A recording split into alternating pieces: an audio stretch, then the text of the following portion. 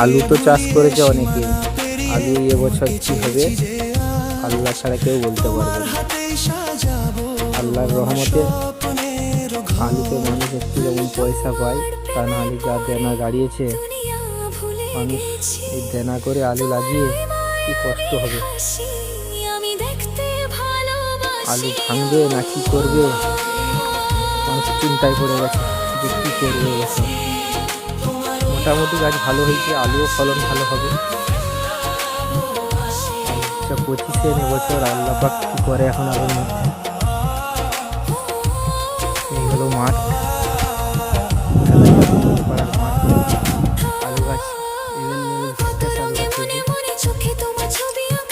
হয়েছে। আলুর মধ্যে আল্লাহ পাক এখন কী করে, মানুষের মাথায় হাত এবছর, কঠিন কষ্ট আলুর মধ্যে।